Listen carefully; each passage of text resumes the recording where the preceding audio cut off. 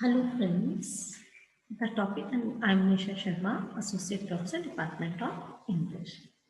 The topic under discussion today is a critical appreciation of Sitakant Mahapatra's poem, Election. Sitakant Mahapatra is an Oriya writer belonging to the post-colonial era. In his writing, he tries to go against the trend of romanticizing the past and instead focuses on the reality and the presence of moment.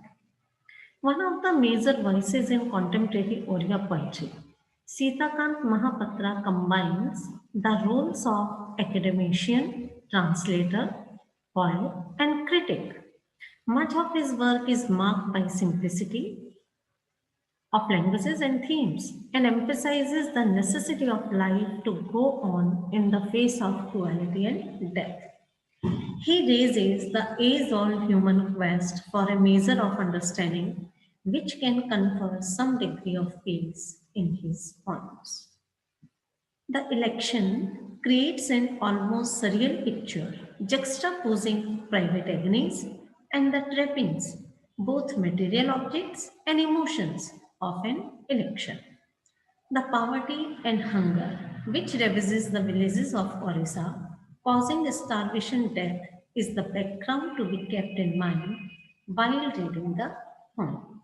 But in spite of the despair which pervades the life of the poor villagers, their duty as citizens is inescapable. When it is time for the elections, they have to exercise the anguish of choice, unmindful of their grief and agony. Set against the poverty of the village is the electioneering group, their attempts at finding the common will, their dark longings, and their will to power. The reality in his works is not what we see or perceive with our eyes, but the reality of life. The poem, The Election, is based on the post colonial disillusionment. The poem is a narrative of an election day in India. A politician is the narrative of the poem who has come to campaign for the votes in a remote area. The poem is a satire on the rule of people in India. In the beginning, we find that he has criticized the politicians, but with the end of the poem, the criticism moves from the rulers to the commoners, and failure of democracy is revealed. In the first stanza, the narrator, means the politician, says to the villagers that the jeep of politician crawl on the road to reach them. The jeep does not run but crawls, signifying the worst condition of roads in remote areas. Rallies of the politician are accompanied by music, applaud, noise, hooting, etc., which is quite strange as such things rarely happen in the villages, particularly under the burning sun.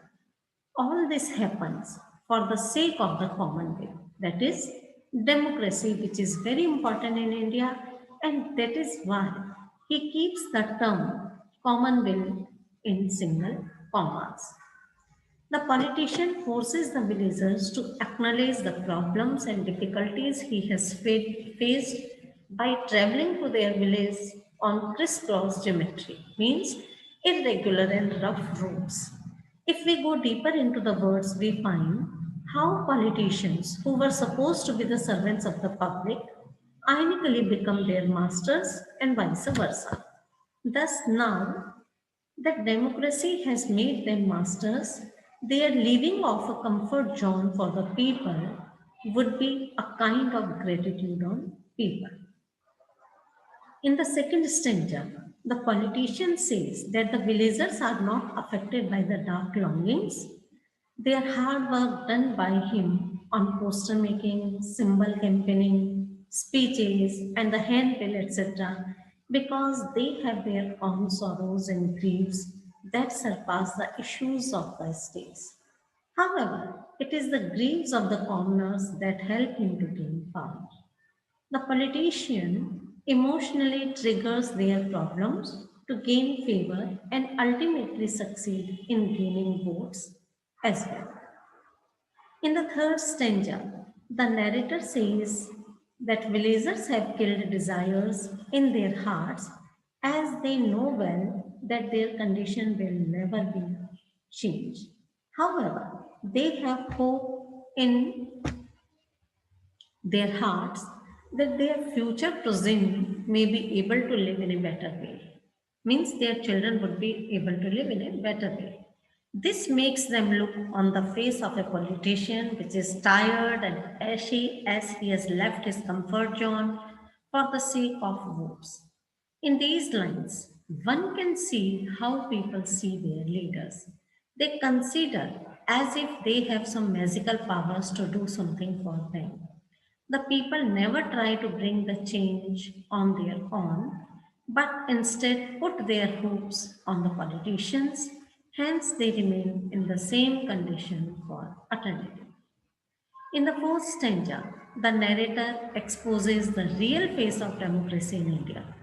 According to him, it is not hidden, but the very common fact that in such remote areas, they, means the politician, need not do something big and extraordinary for the votes, but providing cheap things like plastic, nylon, glasses, etc. during the campaign period will do. Politicians thus succeed to blot out the sun. They deviate people from the development and welfare by giving away the cheap goods only during the campaign. Thus, anti democracy comes into existence. In the last stanza, the narrator describes the failure of democracy caused not by the politicians but by the commoners. The people, on one hand, become selfish in their demands and ask for livelihood to the rulers at any cost. On the other hand, they talk about soulful things like basic rights, social change, etc. They cannot decide to which side they should go and ultimately fail in making the right decision. Thus, social issues like inequality, class divide, and poverty are not because of politicians, but because of the choice of people. The cold grandchildren awaken in your heart as you discern muted allegories on our Asian faces. The explanation to these lines, especially the Asian faces, is totally wrong. As taught by Mrs. Indra Ramaswamy, these mean that the faces of the men in village have grown pale or Asian, and now they are unaffected by the fake promises of the rally men. They do not want their fake sympathy, which will last for only 2 days. The villagers have killed with their own hands the future of their grandchildren, as now the grandchildren will too have to rely on the fake promises of the rallymen and the influential people. Because the poem starts off as our jeep crawls into your village, so basically anything regarding yours is directed towards the villagers and ours the really relevant. Our are the politicians, your the villagers. Villagers. The last stanza says that their hunger is greater than their dignity. They have to accept the gifts if they don't want their grandchildren to die, which is a parody of the common good. The faces of the politician are ashen because of the long travel in the burning sun. They are not used to such harsh weather as they are used to comfortable lives in cities.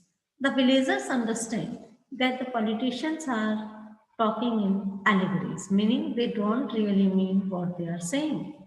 To put it more clearly, the villagers can recognize that the promises are all shallow and these are fake people.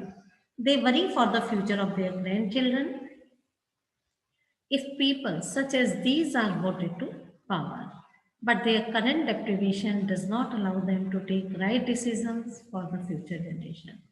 When you are starving, you won't be in a position to think about the future of country. Therefore, even after knowing that these people are fake, the villagers are forced to sell their votes for little cheap things because of their extreme poverty. which is being exploited by the cunning politician. The corruption kills the true meaning of democracy. Out of helplessness, the poor villagers sell their votes. With one foot in hunger, one cannot expect them to take much wiser decisions. Their decision is one taken due to pain and deprivation. Their choice itself is a pain to them, but they sacrifice the thoughts of the future for the sake of the present. Thus, these lines can be interpreted in different ways. The power of the poem comes from the poet's careful negotiation between both sets of people. Mahapatra does not represent the electioneering group as blind, careless individuals, since the poverty and misery of the villagers is represented through the eyes of the campaigners, thus signifying recognition of the torment of the masses. Simultaneously, the irony of the great persuaders points to the chasm which exists between the two groups. The bleakness of the entire poem is reiterated and underscored the last stanza where the choices are spelled out. They are not really choices at all. Even as the villagers understand and accept their own reality, one composed of starvation, deaths, and acute wants, they also comprehend the agenda of the politicians, one which will not necessarily benefit them, but their choice is already made for them. By selling their votes, they might be able to satisfy some of their daily needs. Hence, the narrator explains how a task like election, which was meant for the welfare of people and which could bring about the change in the country, becomes a miser task of corruption and malpractices. Thank you.